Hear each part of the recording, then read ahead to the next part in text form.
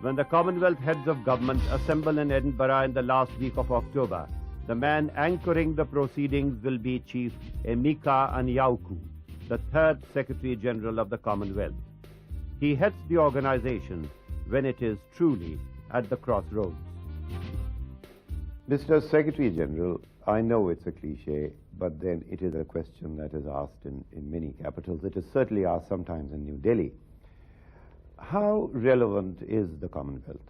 Or is it all a load of nostalgia?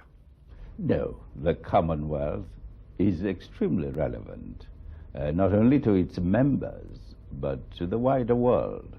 The Commonwealth has passed through the experience of being a hangover of the British Empire, but it has become a much more modern international organization that now embraces in its membership 53 sovereign nations located in all the different parts of the world. All of them see value in associating together under the rubric of the Commonwealth. And the Commonwealth renders services to them, identifiable services, and also faces the challenges that confront the wider international community. So the Commonwealth is an increasingly relevant international organization. Supposing the Commonwealth were a private limited company, and you, Chief, are the chairman of that company, and the board turns to you and says, now, produce a balance sheet. What have you achieved in the last 5 years? In the last 5 to 6 years, the Commonwealth adopted its Harare Declaration of Principles, which committed the Commonwealth to the pursuit of democracy, respect for human rights, rule of law, and so on. At the time that declaration was adopted, there were no less than 9 Commonwealth countries that were either under military regime or under one-party dictatorship.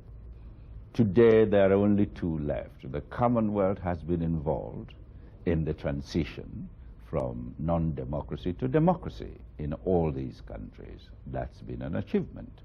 Secondly, there have been a number of internal conflicts that could have become a lot more serious, in which the Commonwealth has been involved in helping the countries concerned to resolve, whether it was in Lesotho, in Kenya,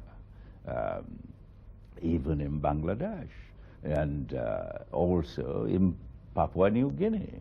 That again is a score on the political balance sheet.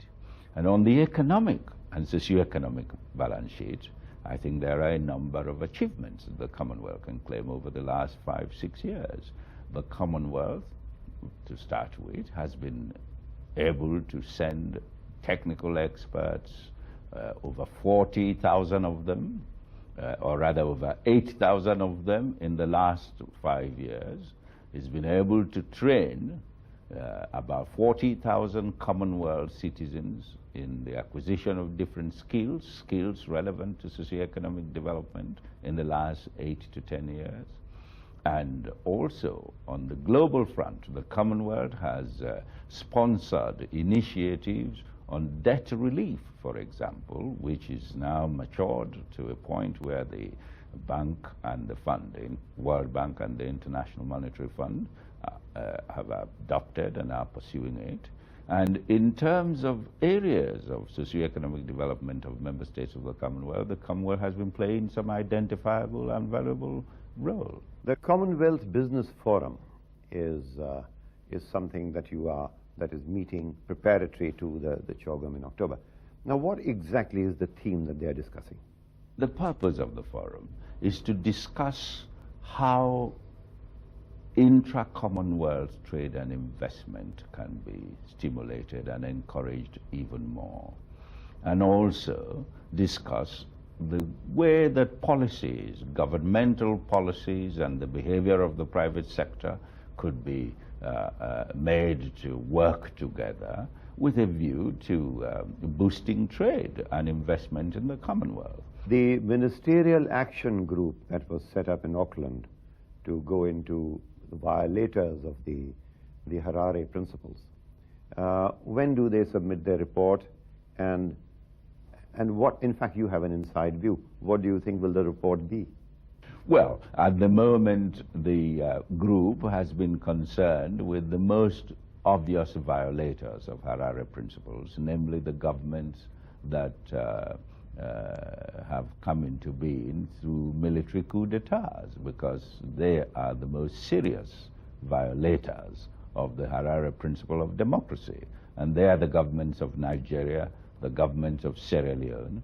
They used to concern themselves with the government of Gambia, but Gambia has since held an election. So I expect that the group will be focusing especially on Nigeria and Sierra Leone. And in that respect, they'll be watching to see how far Nigeria is going in implementing its program that is expected to lead to a democratically elected government being in place in Nigeria by October next year. Want to consider how far Nigeria is faring with its human rights commitments. And again, it will consider what's been happening in Sierra Leone, and will make recommendations to Commonwealth Heads of Government as to what the collective Commonwealth reaction to these situations should be.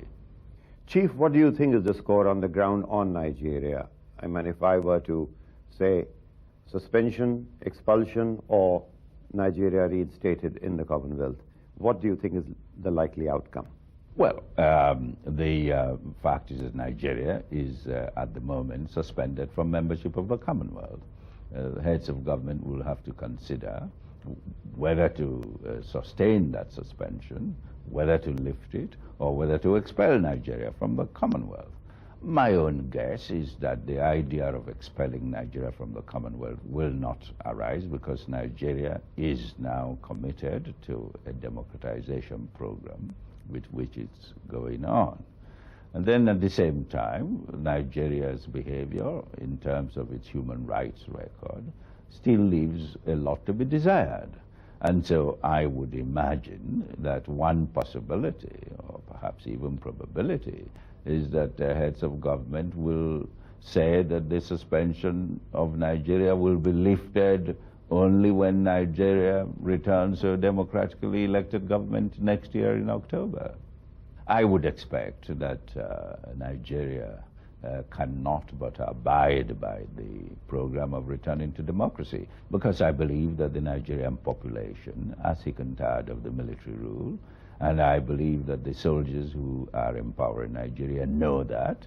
They must know that they cannot expect to be welcomed in their position beyond 1998. So what is India's attitude in your reading? What is India's attitude to the Commonwealth? I mean, the Prime Minister did not attend the summit at Auckland.